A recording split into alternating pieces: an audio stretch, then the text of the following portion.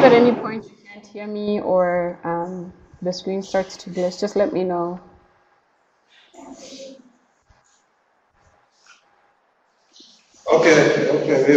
You'll be informed in case it's not showing clearly, but it's okay. You can now go on. Okay, thank you. So welcome everyone. Thank you so much for joining me today for today's webinar. Thank you for having me. My name is Monkgogi Otlhogile, but you can call me MK, and I'm the Platform for Energy Access Knowledge Manager at Power for All. Just a quick bit about me. I know you can't see me, but hopefully you can just remember my face and hear me talking. I was born and raised in Botswana, and this is currently where I am. And I attended Scripps College for my undergraduate program, and I triple majored in economics, environment, and politics.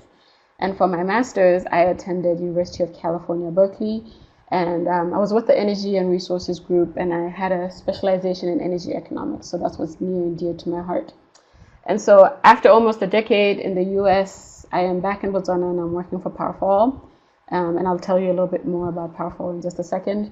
And I'm also working as an independent energy consultant in Botswana. I'm very excited for this webinar because even though I graduated 3 years ago, which it does not feel like 3 years ago, I know how much time research takes, and hopefully Peak can help you with that. And so that's why I'm here today, is just to show you how Peak can be used, leveraged for students. So just a quick agenda for today. Today I'll just be showing you all there is to know about the platform for energy access knowledge. Donald has told me how excited he is about the platform, and hopefully I'll get everyone else excited about the platform. So the platform for energy access knowledge is also known as PEAK, and that's what I'll be showing you a little bit about today. So basically, I will be showing you what PEAK is, what PEAK does, and what exactly it tries to solve, what are key functionalities of the platform, how does PEAK work, and then right at the end, I'll also show you and tell you how PEAK can support students. And of course, I'll be willing to take questions at the end. I'm hoping that you can hold your questions until the end of the presentation, just for ease of time and for sometimes I might answer your question a little later in the presentation. However, if I don't, of course, you can always ask it during the Q&A. And if you are joining us virtually, of course, you can pop your question into the text box below. And let's just get away with it. Let's start with the webinar. So a little bit about Power for All first. So Power for All is a global campaign, and it's really a global campaign to accelerate the market-based growth of decentralized renewable energy, DRE. And I'm just going to call it DRE from now on. I think everyone else in the room is very familiar with that phrase. And it's really thinking of DRE as the key to achieving universal energy access. It's a coalition of nearly 200 DRE companies and civil society organizations. And Power for All really advocates that DRE is the fastest, most cost-effective path to modern energy services for the 1 billion plus people living in energy poverty. So how does Power for All do this? So Power for All does this by catalyzing communications, our country-level engagement, including our country-level engagement in Nigeria and other countries such as Uganda, education and action to create basically the political, financial, and policy context that's needed to accelerate energy access before 2030. So what exactly was the need that the Power for All team was trying to address? So Power for All saw that there was a need for data-driven and data-supported arguments to change how people think about DRE. I think a lot of us know that there is still a great bias towards centralized, the centralized grid. And basically, we have been trying to change how institutions thought about DRE and its ability to address energy poverty. In addition to that, we also saw that there was both public and private entities needed tools to take DRE to market in a more seamless and cost-effective manner, and a problem that a lot of DRE companies struggle with that we work with. So, and also, there's a lot of data out there, but there was this need to turn that data into a narrative that is much easier to understand, much easier to engage with. And I think you guys are very familiar with that as students, especially students of energy. As you look, there is a sea of data, but trying to find what is relevant to what you're actually looking for, sometimes the bigger task.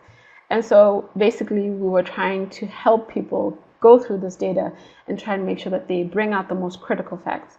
And as students, like I said, you know the difficulty of sifting through those data, those reports, and looking for that one specific number that will make your report or your paper phenomenal, but you're still looking for it. And that feeling of not being able to find it, that is what PowerFall was trying to address, is being able to find those critical facts as soon as possible rather than trying to sift through all these data.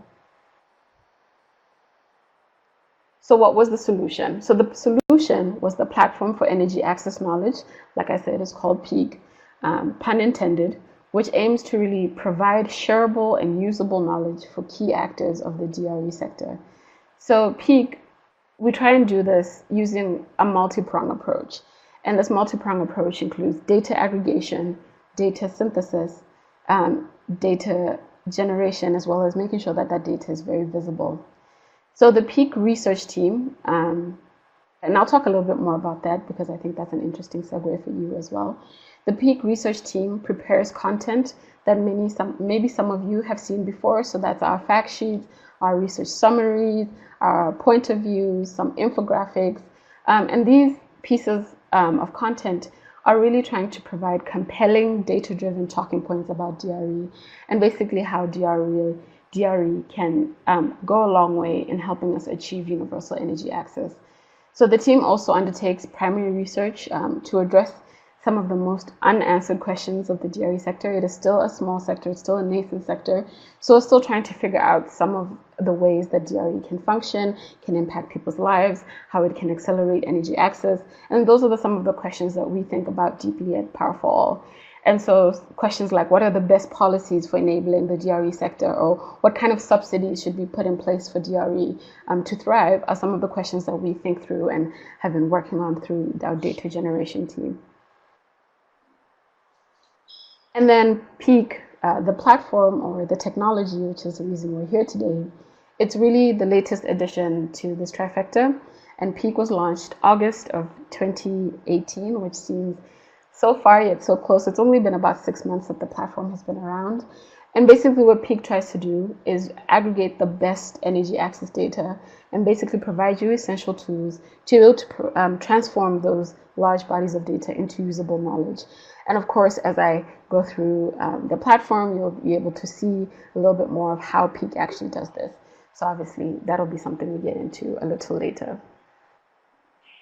And just making sure you can still hear me.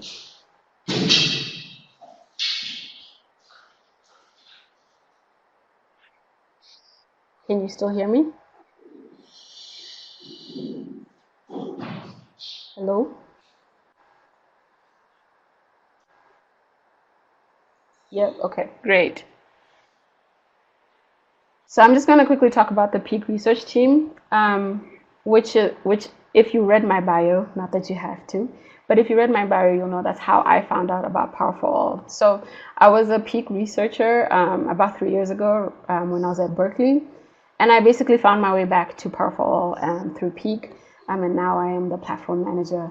And so as a student researcher at PEAK, this was, like I said, 3 years ago, some of the work I did was basically researching all the things that you see in these research summaries, those critical facts, was students and our research team basically going through a thematic or geographic pathway through the research to find the greatest, the best, the most critical facts that need to be put into usually a 2-page research summary or fact sheet. And the research team, it really tries to produce those short and useful summaries, fact sheets, and infographics. We just really try to get straight to the point. And if you are just trying to go do a quick amount of research on a broad range of topics regarding the DRE sector, these are the great place to start. And so apart from the shorter versions, which is the research summaries, the fact sheets, and the infographics, we also have these things called point of views, which are longer reports. And again, like I said, those kind of cover the more burning questions of the DRE sector. All in all, I think these are great resources for students, and I've linked to those at the end of this presentation, and I think that presentation is going to go out to everyone, so you'll have access to them to be able to see them. And of course, I'll also talk a little bit, a little later rather, about how you can be a part of this team, because this is a great team to be a part of if you are very interested in research in the DRE sector. Yes, I can hear you. Okay, can you hear me? You should slow down a bit. Your English is very advanced. Some of us, like, English is not their first language. So Okay, do you want me to go a little back bit slow, or yeah. should I keep going?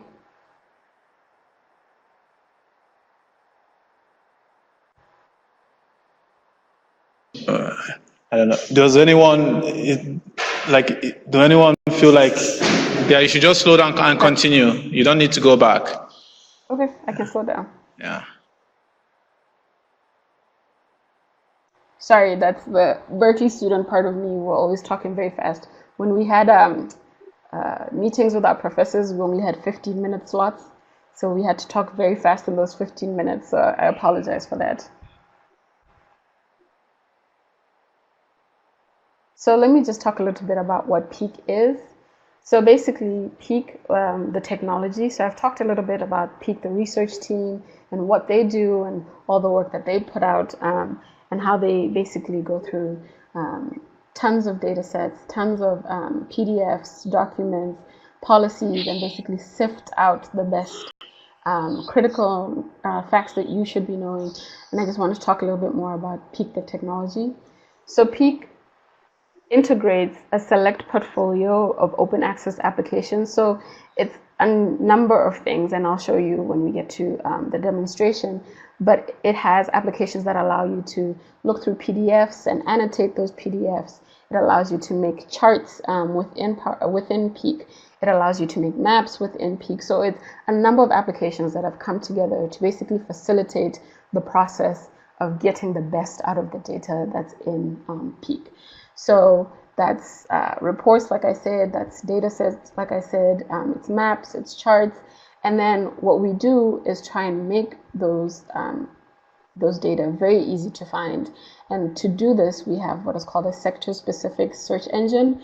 And of course, I'll show you that in just a second, where we've really gone in and thought about what are the key terms people might be thinking of when they're looking for data regarding DRE. So, and we've kind of broken that up into a way you can filter through our data on PEAK. So that's basically our ontology, or just our filter search. And that's about our DRE impact, our DRE cost, DRE markets, clean investment. So just thinking about the key terms that someone might be looking for when they come to look at PEAK. And basically, the core functionalities of PEAK are based around that. So it's the smart engine, smart search engine for one. It's our spatial and graphic data visualization. So this is just making maps and making charts. And then we also have our inline document annotation. So you can open up a document in PEAK and be able to annotate it directly in there. Also, we have the ability to upload documents that you don't see in PEAK and might be interested in. So being able to just upload those directly, either just for yourself or for everyone to see. And then also, because PEAK is trying to make sure that we're having the best publicly available reports and data out there, we're constantly looking at other data platforms and seeing what they have, what's the newest, what's the latest, what's the most interesting, and bringing it into the platform as well. I just also want to touch on this thing called working groups, which I'll show you in just a second. And working groups, basically, if you are, for example, students at one university, and you have an email domain, so the end part of your email, I think, is all UN and something. Sorry, I just forgot. But for example, my email is powerforall.org.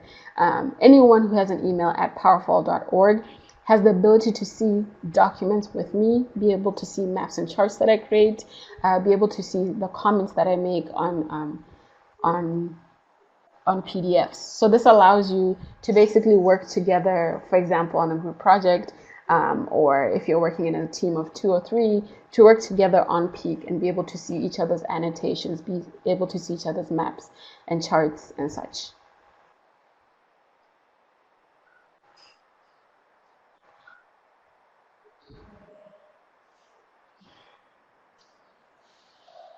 And while we've been creating PEAK, and like I said, PEAK is only 6 months old, we've just had the pleasure to work with a wonderfully diverse and knowledgeable steering committee and partners. Our steering committee, really, we've tried to make sure that it represents a broad spectrum of the sector, and it includes researchers, nonprofit organizations, and practitioners from around the world. And really their support has been invaluable to both the content and the functionality of Peak.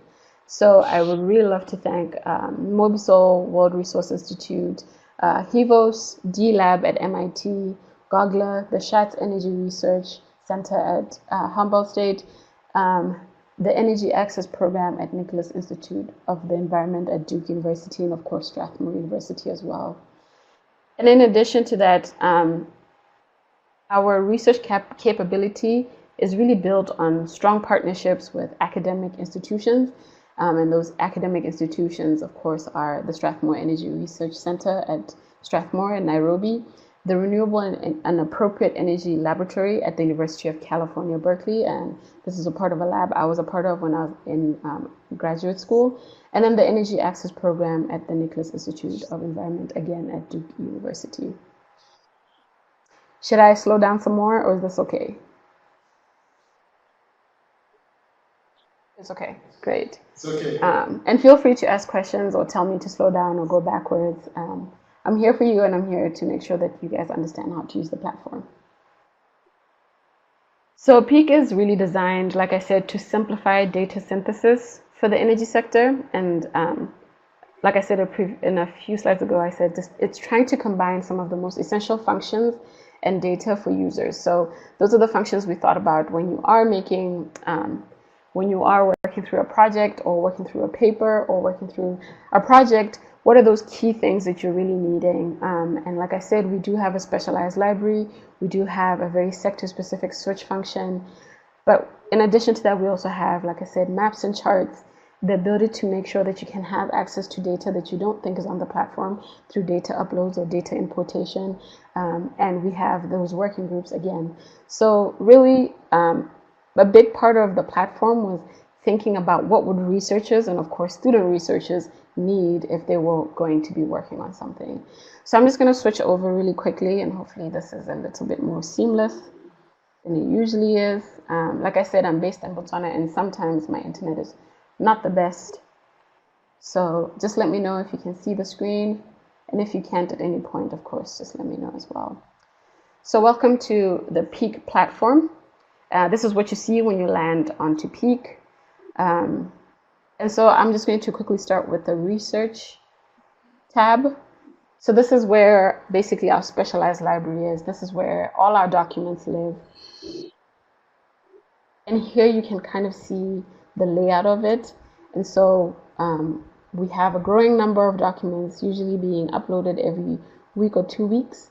So we have a ton of documents. If you are interested in any one thing about the DRA sector or universal energy access, this is the place to go. And so the one thing to put a little spotlight on would be to go to Peak's ontology. So this is just our filter, the way you can filter through some of our documents. So for example, if I just clicked on DRE markets, what kind of markets are you thinking of? Oh, I'm thinking about what people prefer when it comes to solar home systems. So maybe you can click on preferences, market preferences. Like I said, my internet is a little slow, so it might take a while for it to show up. And then there you can kind of see what pops up is, okay, global off-grid applications. Okay, I'm sorry, appliances. So that might be an interesting way to go. Other ways people might be thinking of the role of solar lamps. So you can just go through it using our filter over here. It's just quick and easy just to get rid of any of those preferences that you might have. You can also just use, of course, the regular search function, and I'm just going to type in clean investment very quickly in there, and hopefully it will pop something up. Great. So when you use Peak and you use that function, the search function, what it will do for you is pop up anywhere in these documents that the words clean investment shows up. Obviously, you can see from here that we're just getting investments. We're not getting clean investments. So what you might want to do is go over to the search area and say, search all words, and see what that does. And obviously this will filter out all those just investments and be able to just look for the clean investment part. So anyway, it's looking for clean. I think maybe I needed to, sorry, exact phrase is what I needed to look for. So when you look at the exact phrasing, sorry about that, the exact phrasing, now you can see exactly where clean investment comes up as those two words come up together. From there, you can also view the annotations that anyone has had on those documents. So if I click on annotations, if someone in your working group has made annotations to this document, you'd be able to see it. I don't know if this will pop up for this document, but you'll also be able to view images. So this is a very interesting thing about Peak. We're really trying to unlock some of the data that's stuck in PDFs. I think a lot of you will know that sometimes you're looking for a data set and someone has just made it into a PDF, copied and pasted a table. And unfortunately, that table just doesn't have any data that you might want to be able to take away with it. So what we've done is have this ability to look at all the images. So for example, if you're interested in this map, you'd be able just to view it straight from this PDF. And then in the future, we're also working on making sure that people can pull out tables as CSVs, so as Excel, and be able to have access to that raw data as well. So that's something we're excited about, and I'll talk a little bit more about that later. So let me just go back.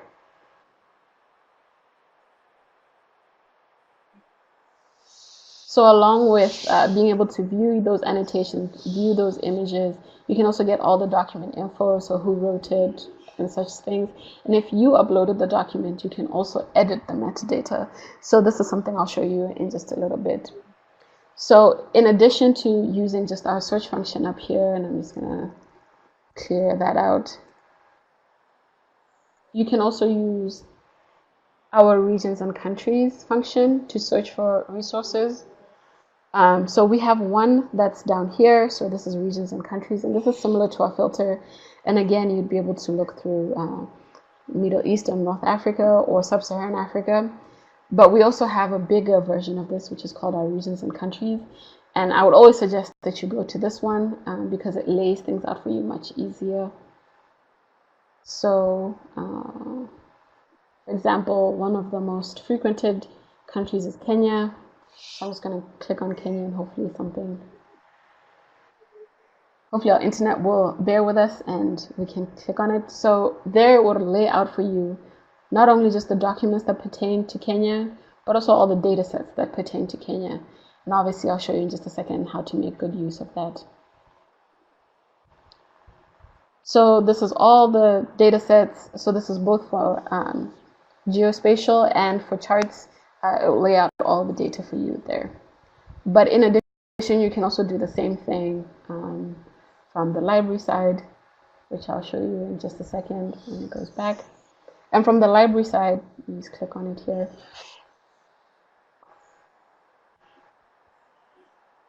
For example, if I looked up PV and searched, this is obviously something that's going to bring up a lot of results because this is an energy platform, but I could also click on data sets. And on those data sets, anything that pertains to PV will pop up here. Any annotations from your working groups would also pop up here if anyone has annotated the word PV. But also any images from any document would also pop up. Unfortunately, there are no results here, but would also pop up here. So you can use both the regions and countries filter, but also use just our regular research tab filter. So now that I've shown you just how our basic library setup looks like, I think I'll just quickly move over to the geo visualizations. So this is basically just how you can go and make maps. And I know Donald said this is a little bit more of the trickier place of Peak, but this is a very good part of Peak. This is a very valuable part of Peak to me because sometimes you are trying to explain something, for example, in writing within a report or within a presentation when you could just show it visually. So this for me is one of the interesting parts of Peak. So I just clicked on geo visualization. So this is the maps, and I'm just going to click power plant database. So here we have the global power plant database, and this is how you can click on it and see. This might take a little bit, but you can see all the power plants around the world by capacity and by fuel type. Or you can take that out and just have it by fuel type, for example. Hopefully that will also show up. Yep, there we go. And then also by capacity. So the capacity will be the bigger the circle, the larger the capacity, versus the power plants by fuel type would be the colors. So the different colors would show you. So for example, coal is black. But of course, like you can see, coal is black, but this is a very dark map that I've created. So what I can do is just hit light.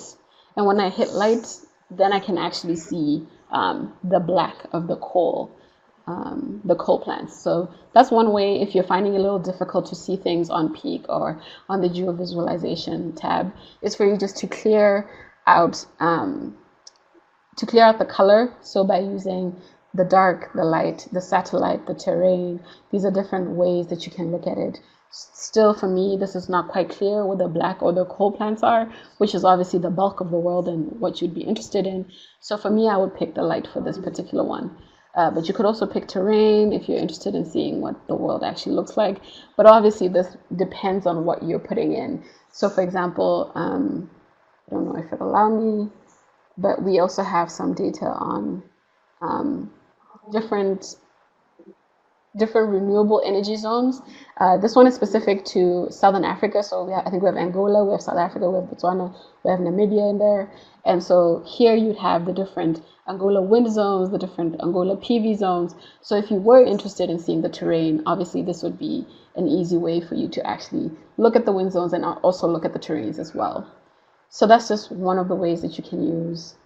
I'm trying to clear the map, but it doesn't seem to be wanting to cooperate with me. And just go back to dark. I prefer dark for whatever reason. Sometimes I think it's easier to see. Anyway, so from there you can also, for example, change the labels. And these are the labels of the countries. So if it's not clear what countries you're working with, or you can change the labels to be dark depending on the background, of course, of whatever you're using. And then once you've made a map of your interest, for whatever reason, my Angola one is not showing up. So I'm just going to go back to the power plant one. So you've made your map, you're excited about it, you want your friends to see it.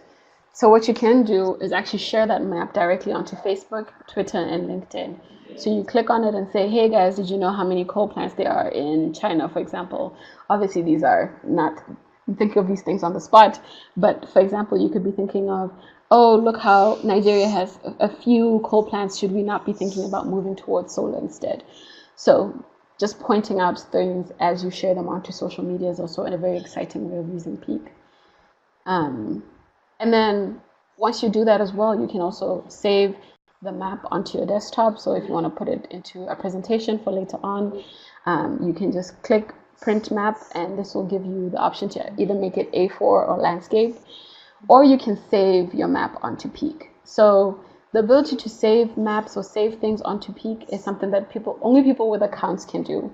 And I know Donald is not excited about having an account for Peak, but having an account for Peak is free, $99. It costs nothing. And it's the best way for you to be able to save maps and save charts. So I'll show you saving charts and saving charts a little later as well. And then obviously you can always clear your map and just start from scratch, whatever you want. You can also search again by region. So if you are interested in looking for data sets, I think this is going to pop up something else. So let me just get rid of that. If you're interested in data sets from Kenya and just hit Kenya, then some of those data sets will pop up. So these are micro hydro sites in Kenya, what might be something that's interesting to you, and you can just pop them into that and make a map and be able to save it, share it, and print it, or what I mean by print is download it onto your computer. Does that make sense? Hopefully it does. Okay. Yes. Okay, great. So, is that a question? I mean, thank you so much for taking out your time to put us through the platform. For those of us that joined us, her name, this is MK. She's trying to introduce us to a platform known as Peak. Peak is a platform for energy access knowledge, and you will be able to get information like data, open access data, reports, infographics, and you'll be able to get this report that will help you in your research. So this PEAK is like a depository. So when you go here, you can get information, real information that can help you as a student and as a researcher.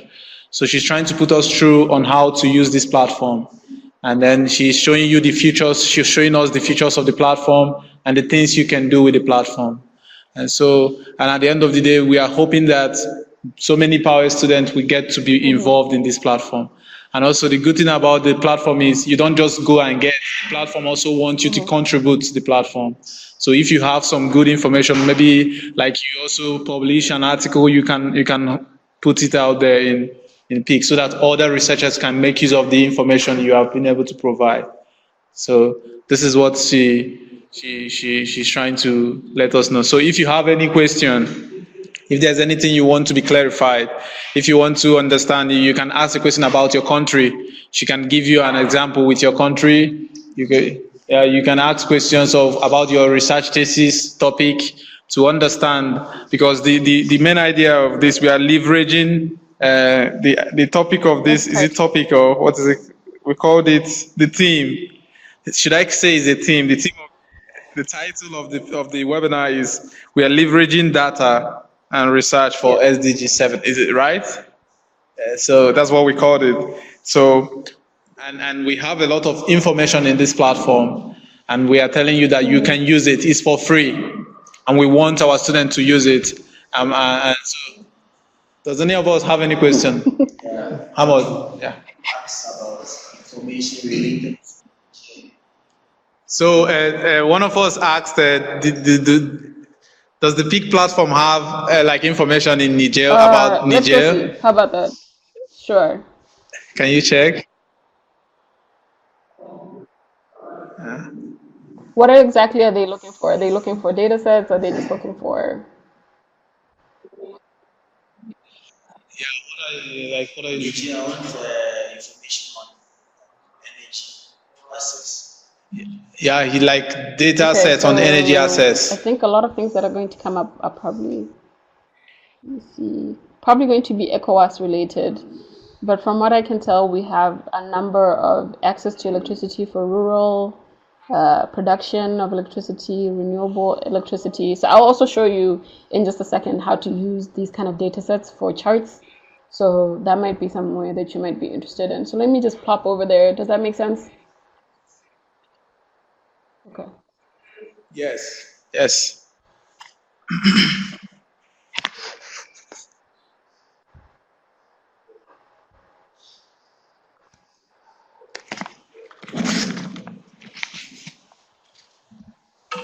So, but this is the next part. Is that a question? Yes. Okay. 1 minute. 1 minute. Yes. Yeah. You need to access rights or to maybe seek formal permission, or you can just use the data and then cite the source or something. Yes. Did you hear the question, MK? Far away. I did not. Can you just repeat? Did you get the question? Okay. He said. Okay. He said if someone wants to make use of the information on PEAK, do you need any form of permission from maybe Power for All? Or do you just have to use it and make sure that you cite, you reference the material that you all of the took materials on PEAK properly? Are publicly available, so you can always use them. But we always have, for example, if you can see my screen, I think for the person who was asking about Niger, I just plopped in access to clean fuels and technologies. See right there that there's a source, the World Development Indicators. So when you are citing everything, you just say, yes, you used PEAK to create the thing, but obviously the actual data came from World Development Indicators. You get that, Mark? Okay. So, yes, thank you. And if I could add one more thing, the PEAK is free. And now PEAK, so you can have an account on PEAK. And some of the information there, you don't need an account. You don't need to sign up for you to access those information. But if you want to like download a document, if you want to like save, she mentioned that you now have to sign up. Just like you sign up in any other website. You don't have to pay anyone. Great. Yeah. Okay, continue. Yeah. Okay. We have one more question, please. Everyone can contribute in this platform. Yes, everyone. About the safety of this information, how can I ensure that it's Okay. Yeah, okay. So MK, this is a good question. So he's asking, since the platform is open to everyone and the platform wants everyone to contribute, how do you ensure the safety of the data that is on I the do. platform? So basically, when you upload something onto Peak, let me just cancel that.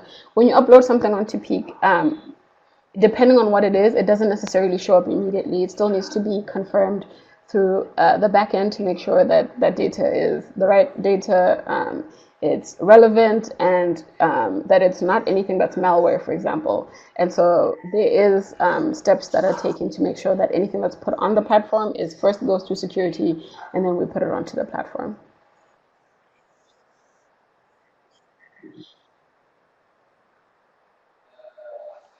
You said five. Okay. Okay, great. Please continue. So let us just think quickly about a couple of countries. For example, you're thinking about a project. I'm only using these because they're just really quick and easy to start using. So we're thinking about a project where we're going to compare the access to clean fuels and technologies for cooking in Algeria. Let's pick another country. Someone give me a country.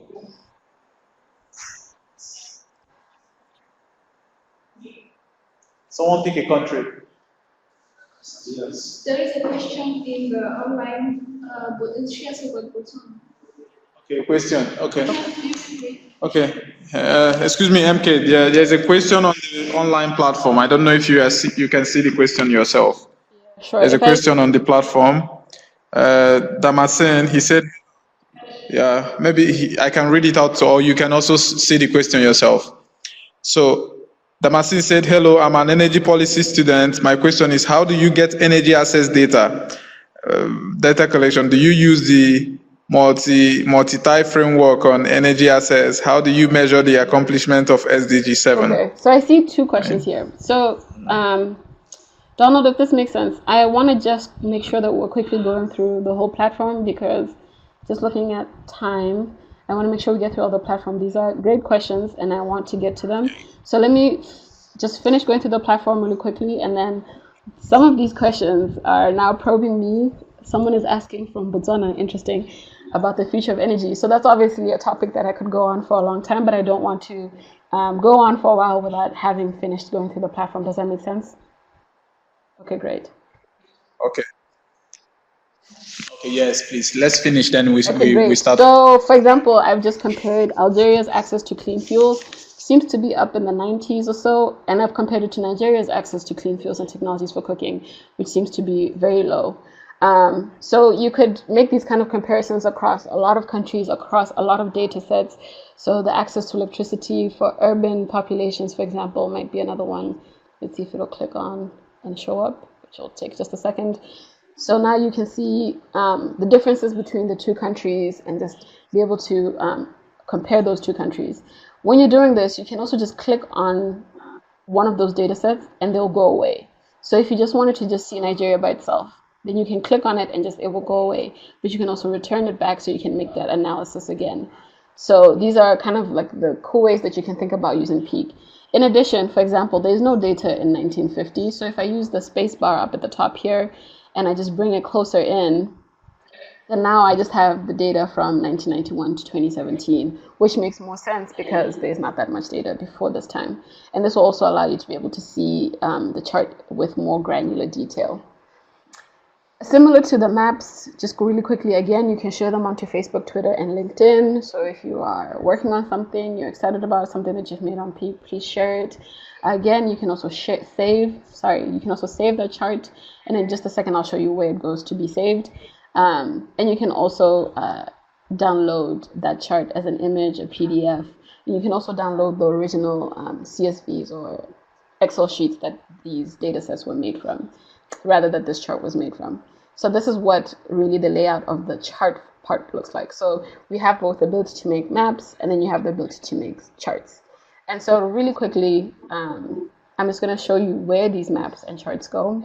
So I'm going to go to my docs and data. So again, my docs and data, this is really, if you have an account, this is basically your personal library, right? So for me, you can see my docs are what I see. This is what I have uploaded. And you can see these are the documents that I uploaded. But you can also go to your public documents, which is what everyone uploaded, and you'll be able to see basically a mirror image of what's on the research page. But if you're working in a working group, you can click on my work group, and those images, all those documents will show up. And those documents will basically show you what people in your working group have uploaded. So if it's a Powerful team, if it's a Pan-African University team, if it's a Strathmore University team, then you guys will be able to see each other's documents here. Same with the annotations, and then the same thing with the data sets. But quickly with the maps and charts, after you save them over there, this is kind of where they would be saved, would be here.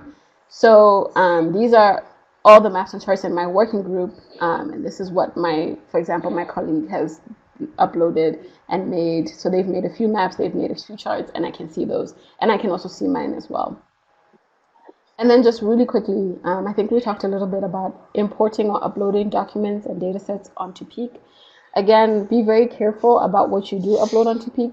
Peak is publicly available documents or publicly available data, and we really try and make sure that we're doing so. So make sure that you're reading our terms of use and our privacy policy to make sure that you are in line with those when you are uploading documents and data sets onto Peak.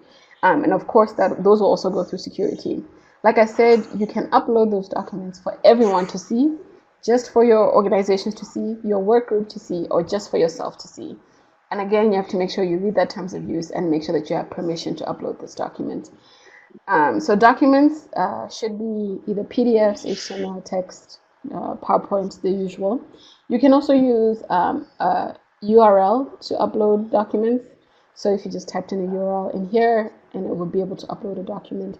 Or the data sets have to be a GeoJSON, CSVs, or an Excel sheet for it to be uploaded onto Peak. And just a quick word about the data sets. So data sets, obviously, as many of you know, come in a range of different formats. So sometimes when you upload something onto Peak, it won't necessarily immediately show up onto the geo-visualizations tools or the data visualization tool. And that's mainly because it needs to be normalized in the back end, which just means it needs to be put into the right format so that you can see it. So just allow 48 hours for that to happen. And if that still doesn't happen, obviously always shoot us an email.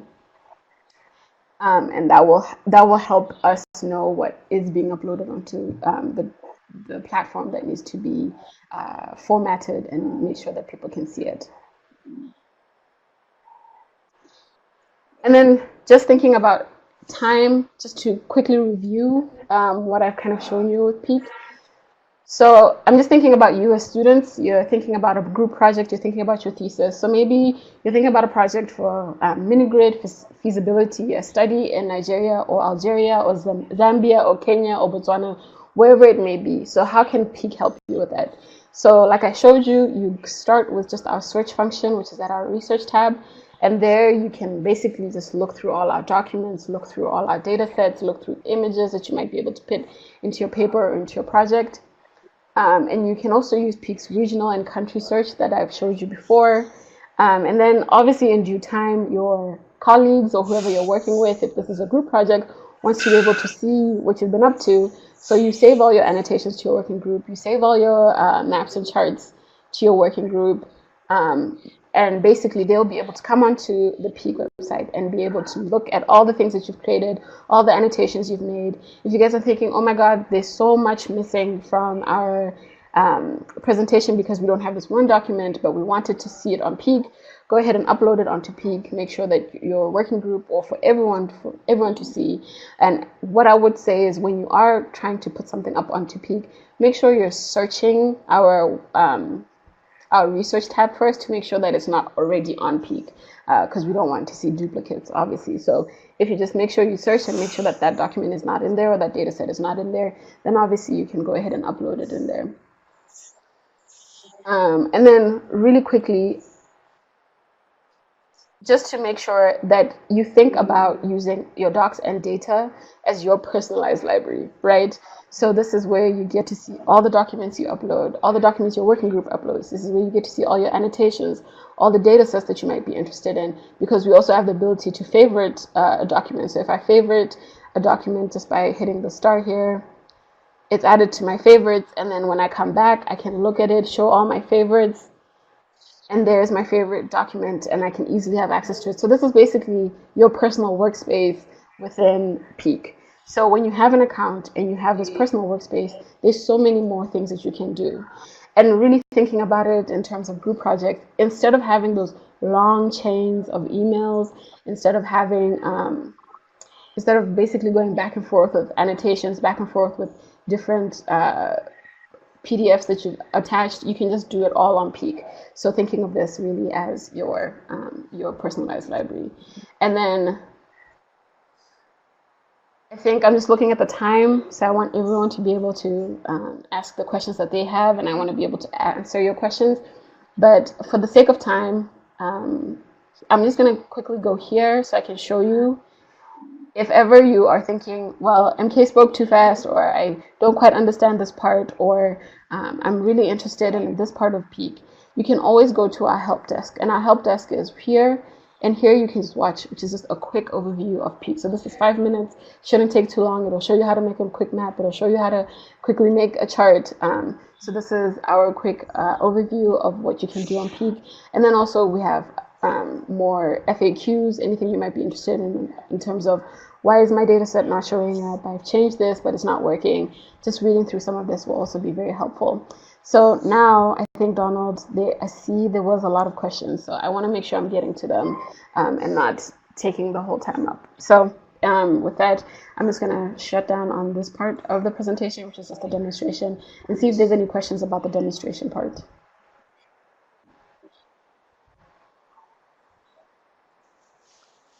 Okay. Thank you so much, MK. Thank you. This is like, as I'm listening to you, I could see, like, even though I know about the plasma, I do use it sometime, and there are things I don't even know how to do, and I get to learn them today.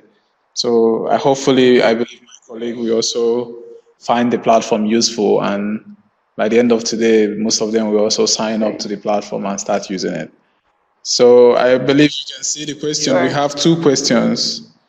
Yeah, we have just 2 questions. I'm glad there are 2 very important questions. The first one said, hello, he introduced himself. He said, he said, how do you get energy access data?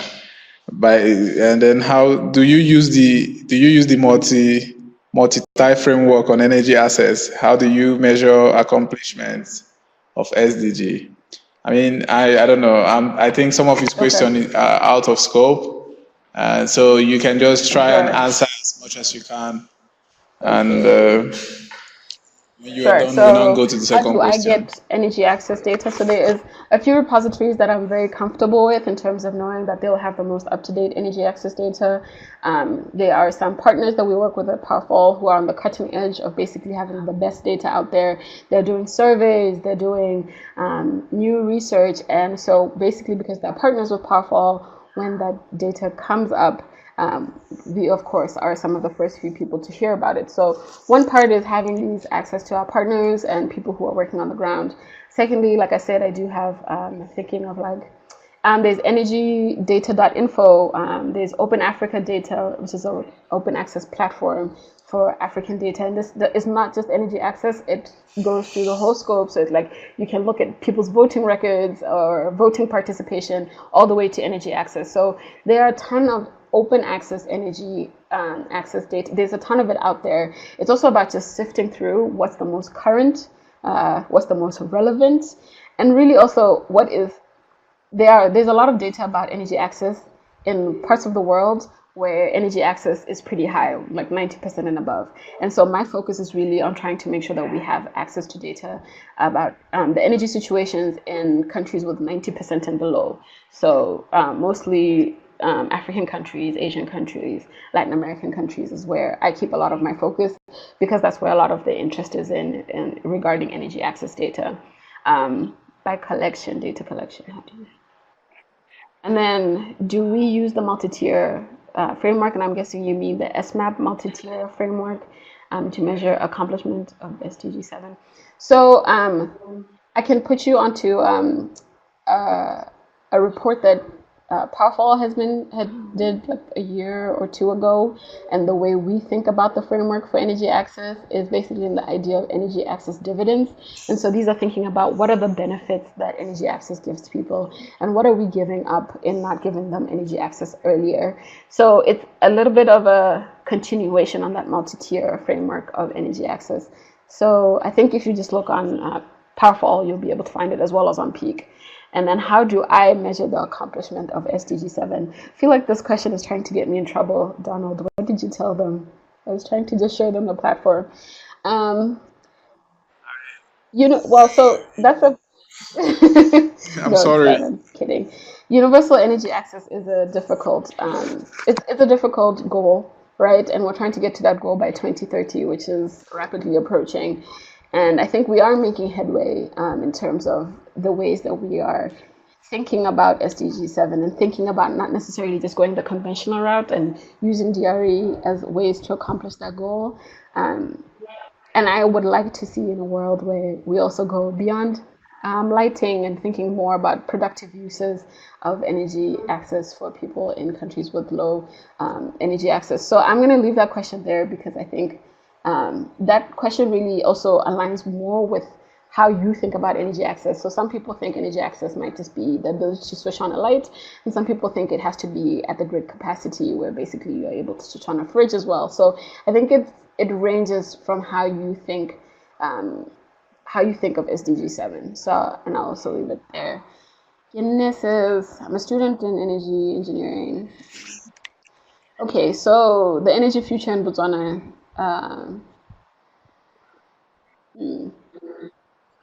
So for this person says they're an engineering student and they're from Botswana. And so just to quickly give a quick background to everyone else, Botswana is very heavy in the mining scene. And I think an interesting study would be how renewables can be used for mining. So I think maybe, because that's also our biggest load, right, in Botswana, is thinking more about just what we want to mine 24/7. So what ways could we be utilizing our great resource of solar, which, I mean, Botswana has probably one of the highest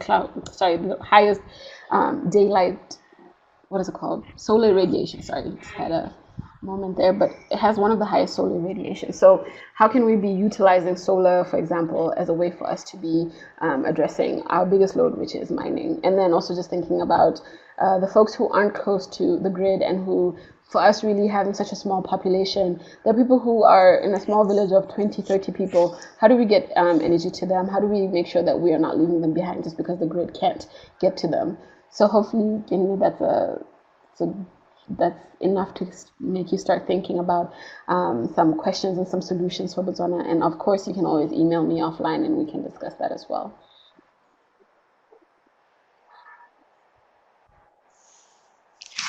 Okay, thank you so much, MK. Thank you. I know I told you that I'm glad that some of our students are here present and some people participated online. I didn't know when we planned this webinar, we didn't know that today will be an official school program. So today was no school, so it was hard to get people to come to school from their hostels. In that case, I am. Yeah. So thank you. I'm charging you. There's another question. Okay. Okay. Yeah. Okay. So now we should data stream so how credible verifies this information? Okay, I believe you can see the question, MK. I can see the question. The question was already explained. Like the question is talking about the person typed it there. There's one question that just came in now. I don't see it yet, but if you can just read it to me, that would be great. Okay. The person said it's the same guy from Botswana. The lady, okay. So a lady from Botswana, she said, I'm a student, okay, I would like to know yeah, she has spoken about the energy situation in Botswana. She has answered it. I'm Yeah. asking about the data. She made mention of the fact that you put the data, but they still verify. And I'm asking, it's like Wikipedia, where anybody can jump in and do something. So, how authentic is that information on the site? That is what I want to know. Yeah, Is it being done by volunteers or is a team of experts behind the verification. Yeah. Sorry, I Did you can't get the question, hear. MK? Can you just repeat it to me? Okay, okay. One of us here, Hamad, he's asking. He said, "How is the verification of the data uploaded by users done by peak managers? Is it like volunteers or is it experts that try to make sure that people don't put false It's done data by on the experts. platform?" It's done by I said, experts. "How is So a part of it is one, just doing a quick security check. That's done by smart technology on Peak. But then it's also done by experts, and we go into looking also at the source of the data, making sure that it's verified, making sure that it's coming in a clean form, right? Something that might happen, of course, is a document looks like it's clean on the front for just the title, but when you go into it, it's not. So we do that kind of verification as well, and it is done by experts. Yeah, you get that. Like, so, like, let me give my understanding. First of all, like, there's a robot already in place to sieve out some data that doesn't look good. Then once it passes that first stage, then experts look at them and then say, okay, then try to trace the reference sources and try to see, oh, is this okay? Then before they could allow it to be public. Yeah. Okay. Any more questions? Students who are interested in intending or volunteering with regards to data, is there room for that? And if I have my data, can I sell or I have to provide it for free? Did you hear the question? Did you get it? Okay. Another question from Hamad. He was like, is there any provision for like Power for All to take up students on a volunteer level Yeah. to So yeah, and also if you okay, unfortunately, your because of answer. time, we didn't get to. Rather, let me ask, how long did we book? It was an hour, correct? We had time scheduled for an hour, yeah, and we're over Yes, time, and which is fine. So basically, Peak trying to support students. So one of the ways is obviously having the platform itself and us wanting you to go use the platform, make those data visualizations. You guys are the ones who are going to make the more interesting ones. You're still thinking fresh with new, fresh ideas. But also we have the ability for you to volunteer with Power for All. We have campaign countries, so maybe you're interested in working with the Nigeria team, so you can do that by volunteering with Power for All. And then always our Peak research team always needs student researchers. Like I said, that's how I started at Power for All, was being a Peak research researcher, so a student researcher. And again, this is done in tandem with the research team. So what basically happens is that you go through some of the most interesting, for me rather, let me maybe just say for myself, this is some of the most interesting current data that's out there, right? And you're sifting through it, trying to get to some of those critical facts so that you can make 2 pages of really important solid facts about maybe Nigeria's solar market or Burundi's ability to subsidize renewables in their countries. And you're just making sure that it's a 2-pager. And for me, a part of working with the research team, really, first of all, you become really good at research. Secondly, you have the mentorship of I mean, they're my colleagues, so obviously I think they're great, but these are great researchers, and they also provide great mentorship. And this might also, if, for example, you're in your first year and you haven't really thought too much out about your thesis, in your second year, then this might lead you into some interesting places of thinking about, okay, well, I'm kind of interested in the solar market, but I'm not sure where. And maybe by the time you're finished with Power for All, you're now thinking about solar subsidies in a very specific region, in a very specific way. So that's the ways that the Peak research team and working for the Peak research team really helped me out. And so obviously we're always taking student researchers. And again, Donald, if anyone is interested, I'll just leave my email, and anyone can reach me through my email. So if anyone has more questions or anything that they might be interested in, or you feel like maybe your country has been left out, right? We're trying to provide data for hundreds of countries, and sometimes that's not always possible. So if you feel like, okay, for example, the student who said, Niger, I'm interested in data about Niger, I don't see much data on there, then we can also take the time to go and make sure that there's more data about Niger on our platform. At the end of the day, we want the platform to be as inclusive as possible for the countries that need it, but also to make sure that we're hitting the targets that our users want from us.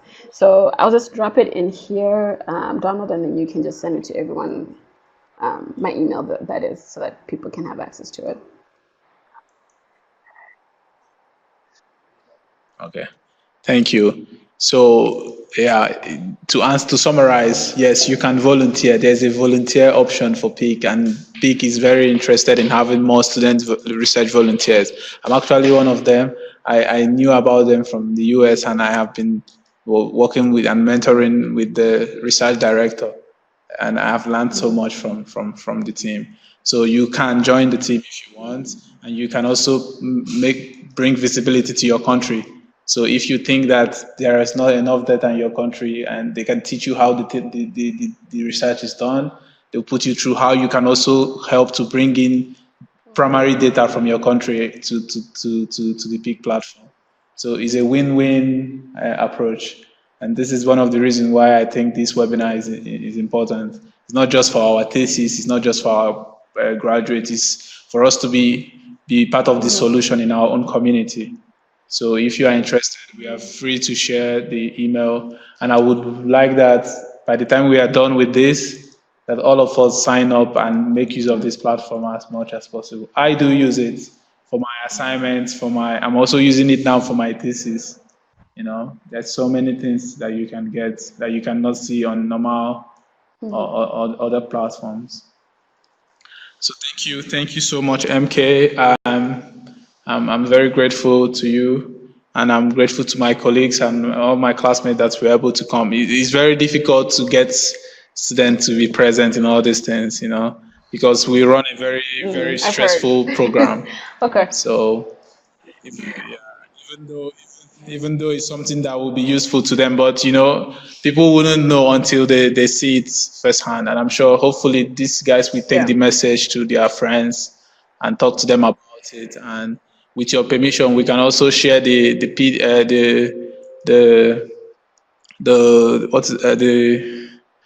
share the slides to the other student that didn't attend, and then we'll tell them to go watch the video, and we'll see if they can also great. Be interested. I'll also send out a link to like a full webinar that we did last year, just because that one we're able to get through the whole presentation. And unfortunately, we weren't able to get through the whole presentation this time around, which is fine, because at the end of the day, I want to make sure that you guys are getting the best out of the platform. Just a quick reminder, it is free 99, so it's no cost whatsoever to sign up on the platform. And also just a plug that I am an African researcher. I am a young African researcher, so I know the plight of looking through all the data sets in the world and not finding what you need. So like I said, if you are finding that you can't find what you need, please let us know. The aim is to make sure that people are getting solutions rather than keep coming up against the block of not finding the data that you need.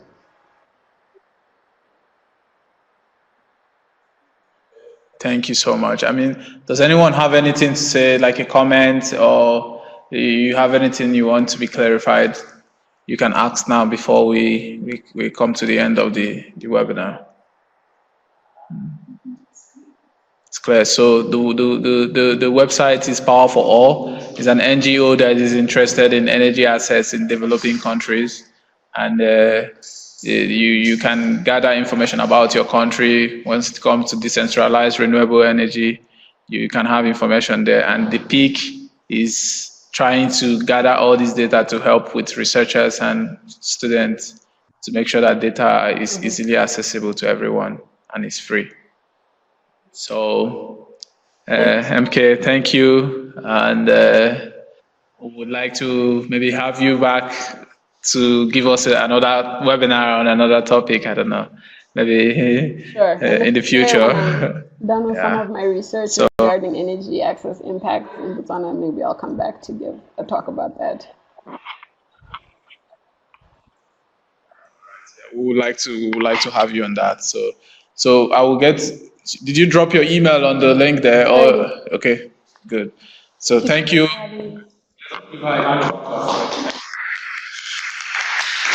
All right, see you.